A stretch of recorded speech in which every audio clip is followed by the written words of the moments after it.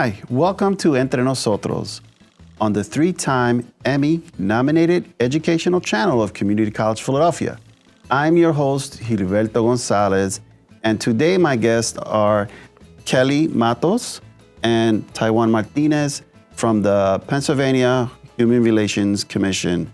Welcome to Entre Nosotros. Thank you for having us. Let's start with you, Ms. Kelly. How did you get to Philadelphia? Give us a little bit about your background, where you were educated, where you went to school. Well, I'm born and raised in Puerto Rico, and after law school, I became an attorney in Puerto Rico. I moved to U.S. Continental, and I moved to Florida, resided there, practiced there, and then I moved to Pennsylvania. And right now, I practice law in the Pennsylvania Human Relations Commission, basically in Hattiesburg area. So we are an agency that has 3 main offices: Philadelphia, Hattiesburg, and Pittsburgh. Nice. Very cool. Taiwan, tell me a little bit about yourself. I came here to the United States 28 years ago. I am from Caracas, Venezuela. I came here like many other Latino immigrant, with a tourist visa. I stay here, overstayed my visa, but I was able to legalize my situation, went to school, have a degree here from CCP in photography. Nice. Then I tried to improve going back to my roots. I have a degree in Spanish linguistics, and finally won a master's degree in educational leadership. I work for the state. I was a victim of discrimination here in Philadelphia, and the job that I had before moving with the state. And then I find a job with the state, was for many years working with the Department of Public Welfare, and 5 years ago I moved to the commission. And it's been great because being an immigrant, an illegal alien, like it's been said, and being able to move forward and stay where I am, and being able now in this position to help people who may be facing the same issues that I faced in the past is just great. Wow. It is fantastic. Beautiful, beautiful. That is wonderful. So we're here to talk about the Pennsylvania Human Relations Commission. What is it? What do they do? Well, we are the state agency that enforces anti-discrimination laws. So under the Pennsylvania Human Relations Act, we establish a set of rules that are there to protect the community. So we have 5 main subjects that we cover: commercial property, education, employment, housing, and public accommodations. So basically, we have 11 protected classes. And that goes from sex, religion, national origin, color, And those are the race, classes you offer? Protected classes. So basically, in those 5 subjects, we protect the community. If you are out there participating in the community, working, or trying to access some services, and you feel you're being treated differently, you've been discriminated against because of those protected classes, because you're a woman, or because you're Hispanic, or because of the color of your skin. You believe that you're being discriminated, you're being treated differently, less favorably, then you can come to us and file a complaint. Very cool. And that's what we're here for, with the Civil Rights Agency of the Commonwealth. So then the first component is you educate. You do educational Absolutely. workshops. Talk to me a little bit about the workshop or the workshops. Well, what happened is that we have a mandate under the Act to be proactive, to go and educate the community. So we not only take complaints that we can talk a little bit more about the process later on, but we are, especially our executive director, Mr. Lassiter, he has taken it upon himself to be really proactive. So we are now trying to be involved in the community, to have a bigger presence in the community, and let people know, educate. If you educate people, then we might be able to reach our goal, which is eradicating discrimination. Wow. So we go out, we train. It could be part of a request. It's completely free. So anyone can request these classes? Absolutely. Like you do them in the community colleges, schools? Yes, we can do them in English. We can do them in Spanish. But yes, basically, if you are a business owner or college, or you would like to know more about us, just contact us. I believe you're going to have the information Yep, about. we'll have the number, yep. And we provide completely free education. We are trying to be proactive, be in the community, and have a presence. Very good. So, say, for example, I'm a client. What is the process? What does the process look for me from North Philadelphia? What's like the first thing I would do? You can contact us, you can call us, or you can go in our website and file a questionnaire in which you're going to establish your protected class, like Kelly say. Why do you feel that you were discriminated? What did they did to you? And where? We need to know because we need to establish jurisdiction. If it was here in the Pennsylvania or if it was someplace else. So we need to have those three elements.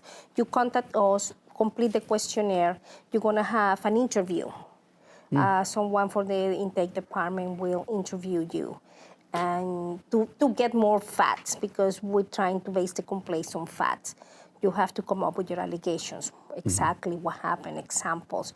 We put it in writing, and this is a drafted complaint that you will sign, and then the investigation will begin. Does the person have to come with a lawyer? No, they don't need a lawyer. Our services are free.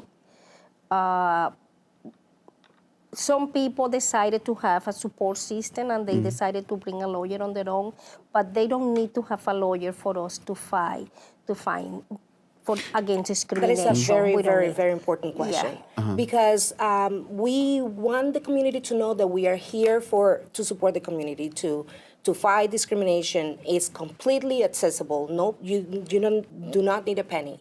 So you just contact us, like the one said, and we can send you a questionnaire. You can go online and fill one. You can contact us via phone, and we'll figure out a way. But you will be able to file a complaint, and it will cost you not a penny.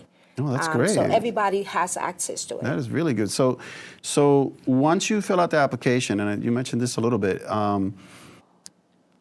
then there's someone that evaluates the application, or do you look at the application? Yeah, well, in the case, I am an intake. So I will mainly be reviewing the questionnaires. I receive the questionnaires, I read everything that is in there, and then I will contact the complainant. In this case, let's suppose it's you. I will call you, we set up an interview in which we're gonna go with you all the way on whatever you put it on your complaint, on the questionnaire, because we need to verify your facts and you need to give me more information. So I will be able to put it in paper, your allegations. Because after you do that and you sign that complaint, we're gonna serve the complaint to the person who aggravated you. In this case, we call it the respondent. And the respondent will need to answer to your allegations. And for real? Yeah, go ahead. That's the investigation. We have that. You will have the opportunity to go on what we call a fact-finding conference in which the person that aggravates you will be there. It's voluntarily, but... Going back real quick, if you allow me, to your question, it goes through a process. As you hear Taiwan, if you file a complaint, you're interviewed about the facts, what you've been alleging, but also once that is drafted, it goes to a legal review.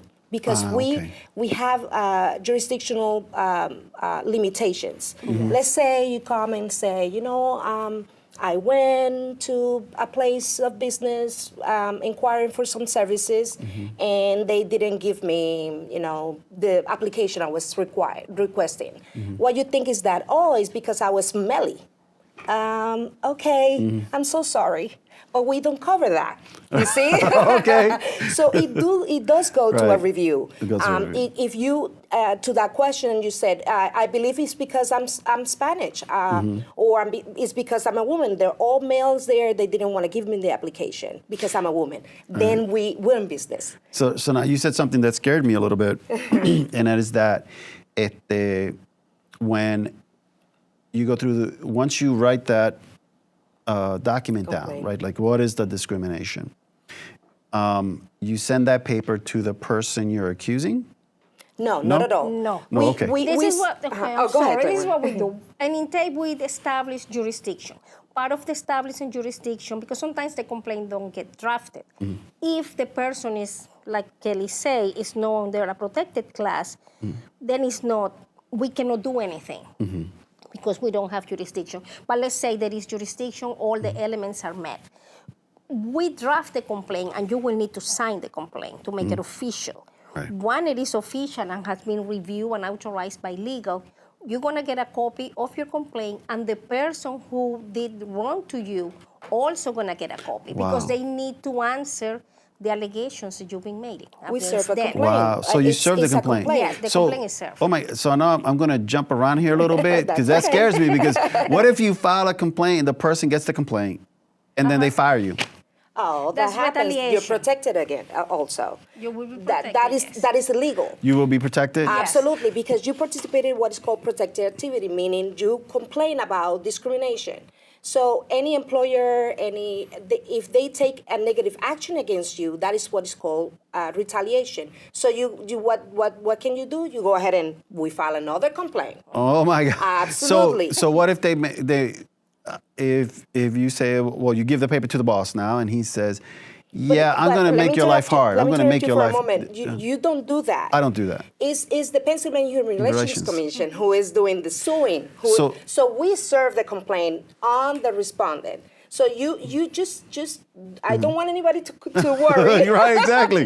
No, We're going to do what we have to do. You file your complaint, you sign it, and we take it from there because we have a duty to investigate. It's the government. You see, it's us. So we file suit against the respondent, and then once they receive it, they have 30 days to reply to us, not to you.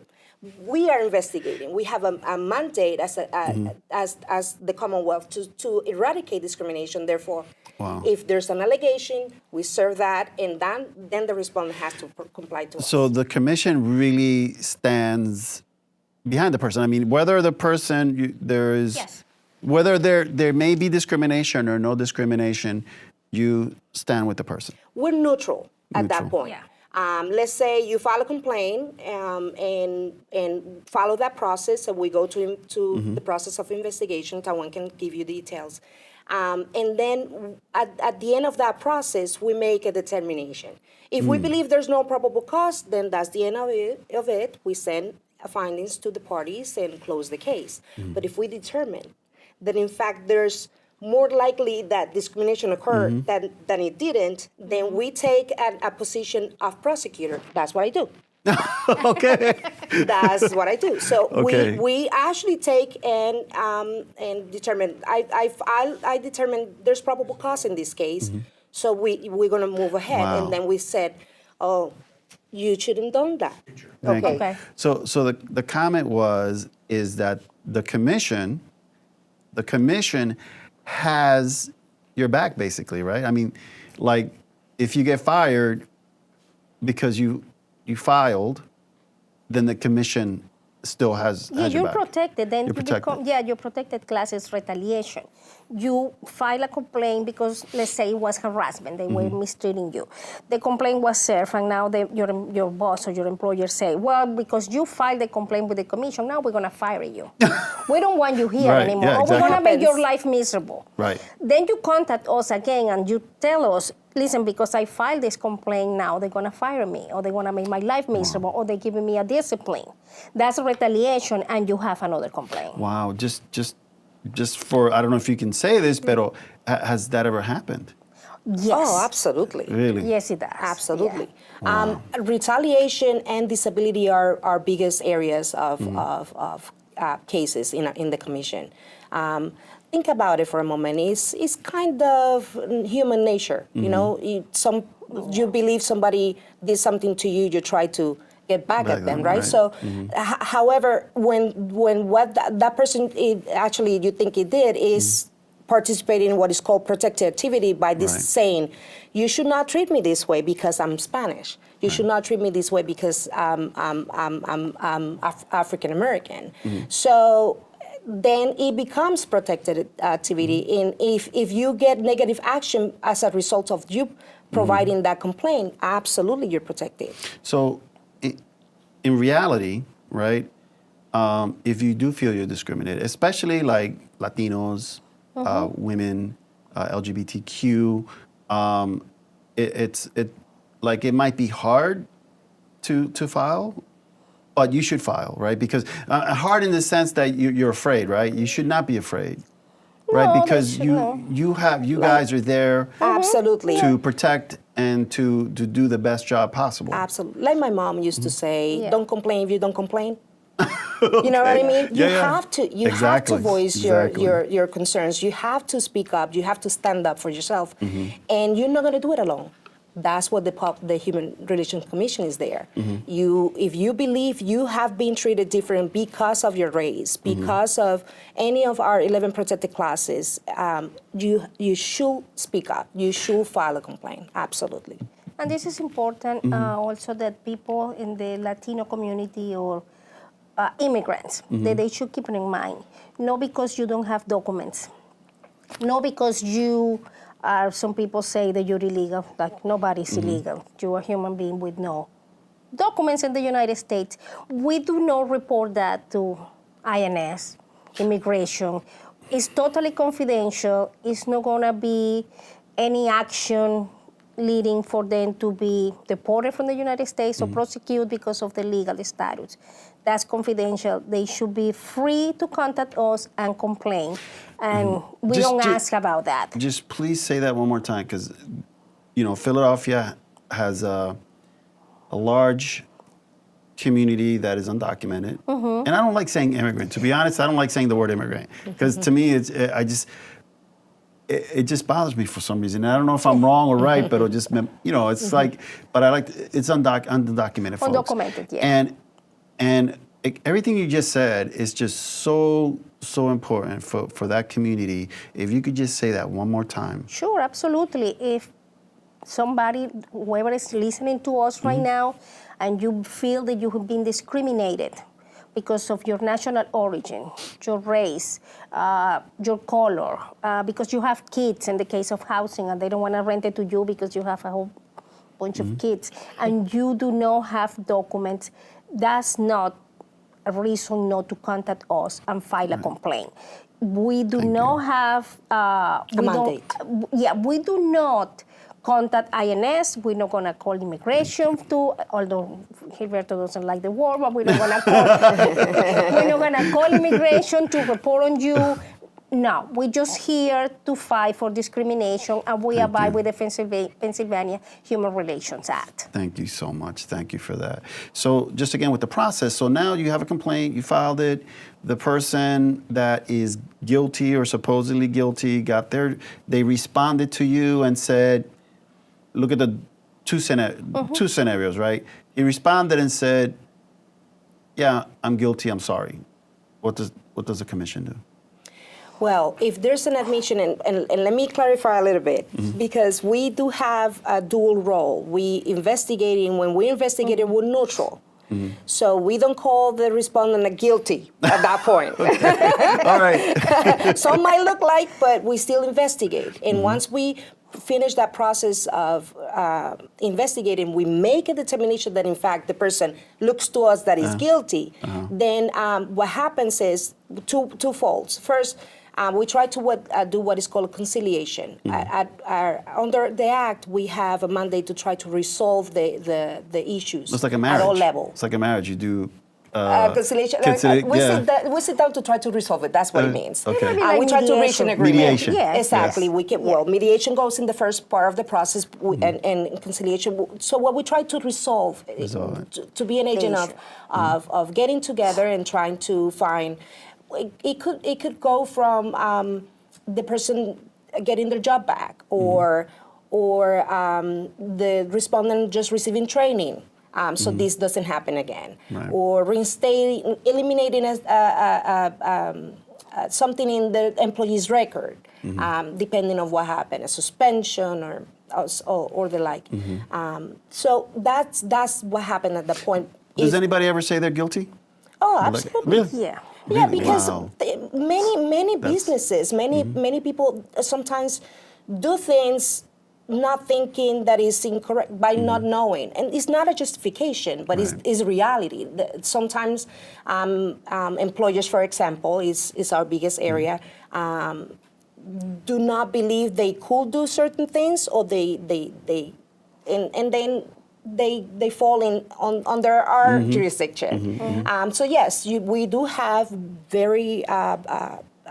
various respondents that will say, I didn't know. Okay, then you need training. So this doesn't happen again. You need to treat So all then the you employees offer the the same. training, Absolutely, and it's completely free. and it's completely free. Yes. Oh my God! So everybody, it's everybody wins here. Everybody wins because if filing is free, the whole process It's free. is free, then the resolution is free. Yeah, absolutely. And it's something that everybody should really think about is if you do feel it, to say something, because you could be helping other people too. Absolutely. You know? Definitely. And I'll give you a quick example. When I was in college, because I actually wanted to talk about education and the impact of education. So the impact of education. So I'll give you an example with me. When I was at University of the Arts, I was the only Latino in my class from North Philly. And if you know North Philadelphia, we're a little rough. We're a little rough on the edges. At the edges. So I had a bad day with this one instructor, and I said, we were arguing back and forth, and I said, you know what? When I catch you outside, I am going to kick you. So they put me on probation that year. But the thing was like that same day, I packed up my studio because it was the end of the semester, and I'm going home. And this happened at University of the Arts, and I'm crossing Spruce Street, and the teacher's right there. Mind you, he's like 6'2", 6'3", and I'm the skinny little Puerto Rican from North Philly. So in my head, I'm saying, when we get to the middle of the street, I'm going to sucker punch him. Because, that's just North Philly. You throw quick. That's it. You don't talk, you just throw. So we get to the middle of the street, and he throws himself on me and gives me a hug. Oh. Yeah. And he says, I don't understand you. And I'm like, what do you mean you don't understand me? He says, when I talk to you in class, you put your head down. Oh. And you don't talk to me. And I'm like, I don't understand. I didn't understand that all of the white kids in the class would look at him, would engage him, would confront him. But for me, if you confront Ugaciano, an older person, you get him chancletazo, you call it, It's a you know what I mean? It's a So it's a cultural thing. thing, Absolutely. So in that case, like that case, that's something you guys would work with, right? Like you would really break down the cultural. You would break down those cultural barriers or no? Okay. Well, first, let me as an attorney, I have to say this. Never a threat of violence is good. Okay, Gilberto, you All right, I promise I won't do it again. But once we set that aside, we will. If you come to us in a situation like that, and somebody said there's a big scale issue with Hispanics, we have a mandate to try to educate and get. We do town halls to listen to the community to try to get people together. Well, let me ask about that, because let me give you an example of today. So there's a public school now in Philadelphia, many, but one that has become largely Latino now. I mean, most of the students are Latino. And, and I don't know how intentional things are, but it's like, and I'll give you this example. It's very sad, very, very heartbreaking example for me to give you, but it's what I have, and I hope people really understand what happened. But there's a student, a young student, 5, 6 years old, wanted to go to the bathroom, Latina, and I think they told the class to go during lunch, but she didn't go because she didn't understand. So she wants to go when she's in class. And the teacher's like, yeah, no, you're not going to go. And the girl's like, yeah, I really have to go. No, you're not going to go. So the girl, had an accident. And, that is so problematic in so many ways. And that's why when you mentioned the town hall, I'm like, in that case, what could the commission do? You take that or should I? That's Go ahead. okay. The mother of the kid, she can file a complaint. Her kid was treated differently because of her language. So that makes it national origin. They're not from here. The kid was forbidden to go to a bathroom. The teacher didn't engage on anything. But then the commission should educate the people in that school. And we should also try to educate the parents how to do it, how to bring their concerns to us. And the other issue that the commission should, in cases like that, should do, in addition to educate the school and treating these kids better and trying to understand their needs and what is happening, is the issue that now they should provide this kid with some other type of services in addition to investigating the complaint and the different treatment, because the kid is damaged for a period of time. I don't know if for life, but the issue that the teacher prevent her to go into the bathroom, the issue that she have an accident in class, and how she's going to be bullied with the other kids. Exactly. So discrimination also brings bullying, which is a big issue here in the United States and in schools. It's very serious. So the fight discrimination also can be aligned with fighting bullying, and this is something that the commission should, that we're trying to eradicate by educating people, because we're not born, humans are not born racist, or we are not born competitive. Society makes us to go there. And this is a cycle that we should break. Yes. But for that, this education is a long process, because it's like engraved in people. It's part of our genetics. I don't know if I'm, saying the truth, but people tend to compete. In a People situation, tend- like you just gave us, it will be good for us to try to get involved and get maybe this school just needs some training to be more sensitive to the cultural differences, and maybe other issues can be addressed. Well, we're running out of time, but this conversation is so needed. It needs to happen. We need to have these conversations. I'm going to get you in touch with the school. But we're going to have more shows where we talk about this, so that, in particular, Latinos need to know. We need to really educate the Latino community on the services and that they have rights. Whether you're documented or undocumented, you have to take initiative, because it will help everyone else behind you. You have been watching Entre Nosotros on CCPTV, the 3-time Emmy-nominated educational channel of Community College of Philadelphia. Till next time.